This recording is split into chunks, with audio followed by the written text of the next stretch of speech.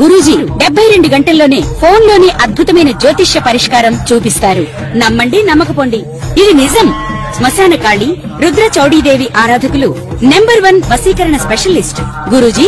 మనిషి పుట్టుక నుండి చనిపోయే వరకు వచ్చే అన్ని క్లిష్టమైన సమస్యలకు పరిష్కారం ఇక్కడ లభిస్తుంది. విద్య, ఉద్యోగం, వ్యవహారం, స్త్రీ ప్రేమ, పెళ్లి, సంతానం, స్త్రీ పురుష వశీకరణం, భూవశం, భార్యాభర్తల కలహాలు, కోర్టు సమస్యలు, విడాకుల సమస్యలు, చేతబడి, అప్పుల బాధ, ఇంకా మీకు ఎలాంటి సమస్యలు ఉన్నా 72 గంటల్లోనే శాశ్వత పరిష్కారం చేయబడింది.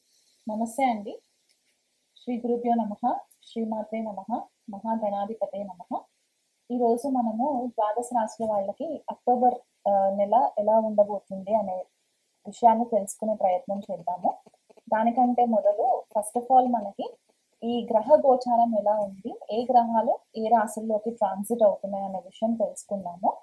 మొదటగా చూసుకున్నట్లయితే రవి మనకి అక్టోబర్ 1 నుంచి 17 వరకు కూడా మనకి కన్యా రాశిలో సంచారము, తర్వాత నెలాఖరి వరకు కూడా తులారాశిలోకి సంచారం అయ్యి అక్కడ నీచం అందుతారు అనమాట.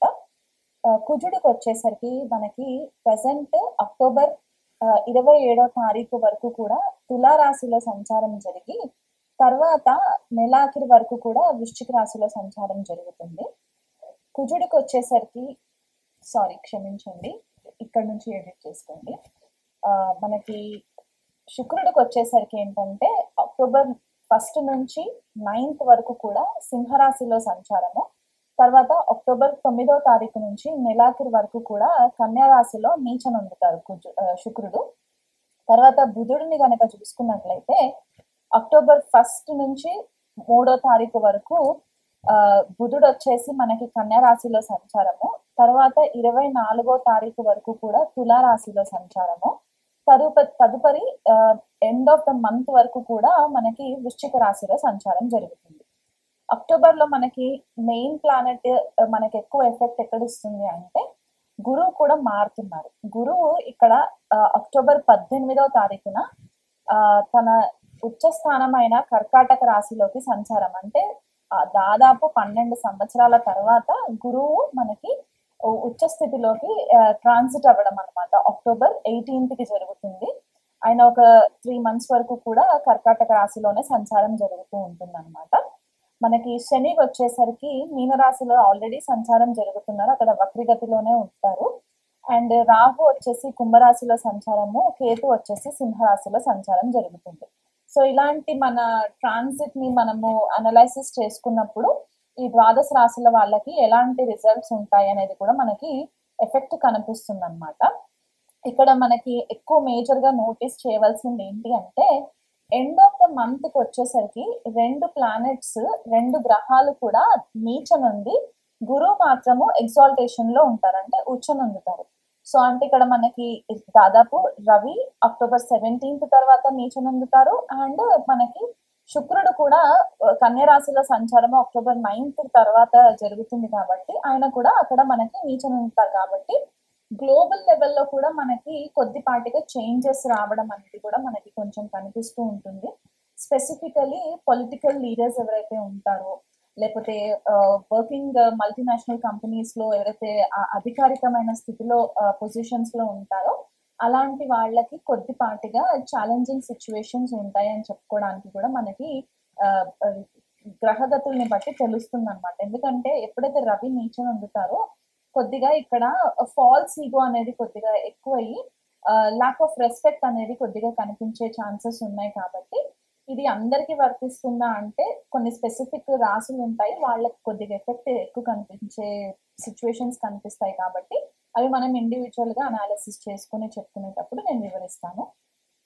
అయితే ధనుసు రాశి వాళ్ళకి అక్టోబర్ నెల ఎలా ఉండబోతుందో చూద్దామండి. ధనుసు రాశి వాళ్ళకి గ్రహ గోచారం చూసుకున్నట్లయితే రవి దశమ స్థానంలో సంచారం జరగడము అక్టోబర్ 17వ తారీఖు వరకు కూడా మీకు అన్ని విధాలుగా ఫేవరబుల్ గా ఉంటుంది. స్పెసిఫిక్ గా చూసుకున్నట్లయితే మీకు కెరియర్ ఫ్రంట్ లో అంటే ప్రొఫెషనల్ గా మీరు ఎదగడానికి ఈ 17 రోజులు కూడా మీకు అనుకూలంగా ఉంటుంది. ఎటువంటి టాస్క్ ఇచ్చినా సరే మీరు జంకకుండా దాన్ని ఫుల్ఫిల్ చేసే ప్రయత్నం చేస్తూ ఉంటారు. ఎందుకంటే భాగ్యాధిపతి దశమ సంచారము, ఇది ఒక రాజయోగంగా కూడా మనం చెప్పుకుంటాం. కాబట్టి ఈ దశమ స్థానంలో ఉన్న రవి మీకు చాలా ఫేవరబుల్ రిజల్ట్స్ ఇస్తారు. అధికారులతోటి మంచి ప్రశంసలు పొందడానికి కూడా ఇది మంచి పొజిషన్ కాబట్టి వీలైనంత మట్టుకు దాన్ని యుటిలైజ్ చేసుకోండి. తర్వాత లాభస్థానంలోకి సంచారం జరుగుతుంది. జనరల్ గా రవి లాభస్థానంలో కూడా మంచి ఫేవరబుల్ రిజల్ట్స్ ఇస్తారు, కానీ ఇక్కడ తులారాశిలో నీచం ఉంటారు కాబట్టి అక్కడ కొద్దిపాటిగా డిస్టర్బెన్సెస్ క్రియేట్ అయ్యే ఛాన్సెస్ కనిపిస్తుంటాయి. ఆల్రెడీ అక్కడ కుజుడు సంచారం జరుగుతుంది కాబట్టి ఎప్పుడైతే రవి కలయిక జరుగుతుందో కుజుడితో మనకి 11th హౌస్ నెట్వర్క్ సర్కిల్ కూడా అవుతుంది కాబట్టి మీ నెట్వర్క్ సర్కిల్ దగ్గర నుంచి మీకు కొద్దిగా ఆపోజిషన్ వచ్చే ఛాన్సెస్ కనిపిస్తున్నాయి. ఈగో క్లాషెస్ జరిగే సిచ్యువేషన్స్ కనిపిస్తున్నాయి కాబట్టి వీలైనంత మట్టుకు మీ ఫ్రెండ్ సర్కిల్లో కానివ్వండి, మీ ఆఫీస్లో కొలీగ్స్తో కానివ్వండి, కొద్దిపాటిగా డిస్టెన్స్ మెయింటైన్ చేసుకుంటూ వీలైనంత మట్టుకు కొన్ని అవాయిడ్ చేయడానికి కూడా ప్రయత్నం చేయండి. పార్టీస్ ఇట్లాంటివి ఏదైనా ధనుసు రాశి వాళ్ళు ఎక్కువ ఇంట్రెస్ట్ ఉంటే గనక ఈ నెలంతా కూడా కొద్దిగా అవుట్ గోయింగ్ యాక్టివిటీస్ మీరు తగ్గించుకున్నట్లయితే చాలా మంచిది. తెలియకుండా మీకు అనవసరమైన గొడవల్లోకి కూడా మీరు ఇన్వాల్వ్ అయిపోయే ఛాన్సెస్ కూడా కనిపిస్తున్నాయి. ఎందుకంటే 2 క్రూర గ్రహాలు నెట్వర్క్ సర్కిల్ రిప్రజెంట్ చేసే భావంలో ట్రాన్సిషన్ జరుగుతుంది కాబట్టి అక్కడ ఉద్రిక్తమైన పరిస్థితులు కూడా గోచరిస్తున్నాయి కాబట్టి ఆ విషయంలో కొంచెం కేర్ఫుల్ గా ఉండండి.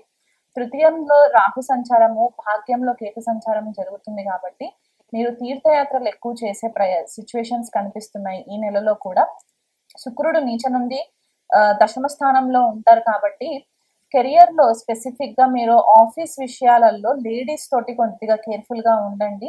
లేడీ మేనేజర్స్ ఉంటే గనక వాళ్ళతోటి కొంచెం కేర్ఫుల్ గా హ్యాండిల్ చేసుకోండి.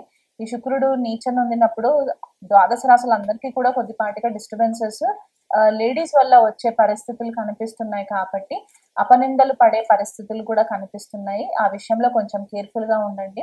ఎవరైనా ఉమెన్ తోటి కనుక మీకు ఇదివరకు ఇష్యూస్ ఉంటే, అంటే అది భాగస్వామి కావచ్చు లేకపోతే ఫ్రెండ్స్ రూపంలో కావచ్చు, అది కొద్దిగా ఛాలెంజింగ్ అయ్యే సిచ్యువేషన్ కనిపిస్తుంది నెలంతా కూడా. సో కొంచెం కేర్ఫుల్ గా ఉండండి.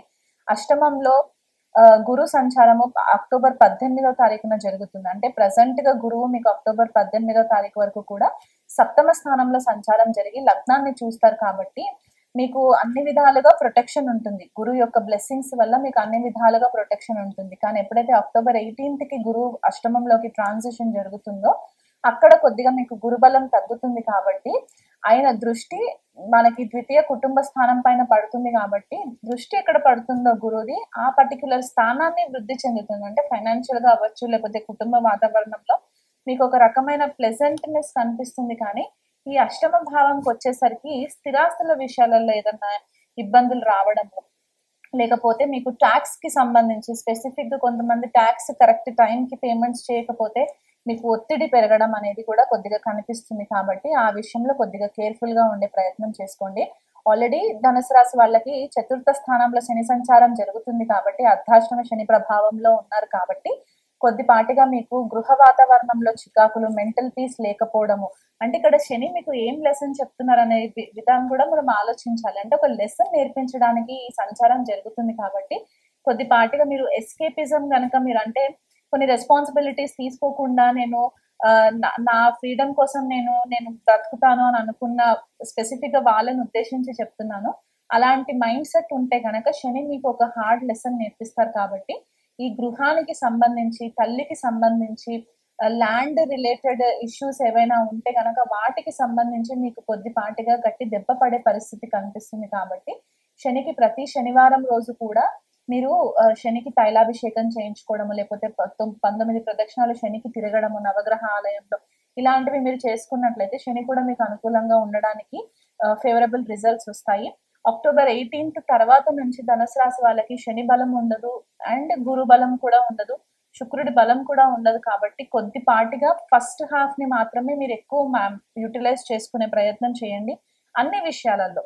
అది మీ కెరియర్ అవ్వచ్చు, ఫ్యామిలీ రిలేషన్స్ అవ్వచ్చు, ఏదైనా ఆర్గ్యుమెంట్స్ ఉంటే గనక కూర్చొని సార్ట్ అవుట్ చేసుకోవడానికి అక్టోబర్ 18th వరకు కూడా మీకు మంచి టైం ఉంది. కాబట్టి ఆ టైంలో మీరు ఇవన్నీ సార్ట్ అవుట్ చేసుకునే ప్రయత్నం చేయండి. దాని తర్వాత కొద్దిపాటిగా చికాకులు ఇంకెక్కువ అయ్యే ఛాన్సెస్ కనిపిస్తూ ఉన్నాయి. గురువు రూపైన ఎవరి దగ్గర అయినా సరే మంచి గురువులు ఉంటే కనుక వాళ్ళ దగ్గర మంత్ర దీక్ష తీసుకునే ప్రయత్నం చేయండి. గురువు యొక్క సలహాలు పాటించండి. నెలంతా కూడా మీకు జన్మ జాతకంలో ఇంకా బెటర్ రిజల్ట్స్ కావాలి అని అనుకుంటే కనుక దగ్గరలో ఉన్న ఆస్ట్రాలజిస్ట్ ని కాంటాక్ట్ అవ్వడం మాత్రం మర్చిపోకండి. రెగ్యులర్ గా శనికి తైలాభిషేకం చేయించుకోవడము, శుక్రుడు నీచలో నుంచి బయటికి వచ్చేసి తులారాశిలోకి వచ్చేంత వరకు కూడా లక్ష్మీ అష్టోత్తరము, లక్ష్మీ అష్టకము, లక్ష్మీ నారాయణుడి కళ్యాణం ఎక్కడైనా సరే దగ్గరలో వెంకటేశ్వర స్వామి టెంపుల్ ఉన్నా లేకపోతే నరసింహ స్వామి టెంపుల్ ఉన్నా సరే ఈ అక్టోబర్ నెలలో కనుక మీకు ఆర్థికంగా వెసులుబాటు ఉంటే కనుక లక్ష్మీదేవికి వెంకటేశ్వర స్వామికి కలిపి కళ్యాణం చేయించే ప్రయత్నం చేసుకున్నట్లయితే గనక మీరు ధనుసు రాశి వాళ్ళకి ఏదైనా ఇబ్బందులు ఉన్నా కూడా మీకు అవన్నీ కూడా చేయించడానికి హెల్ప్ అవుతుంది.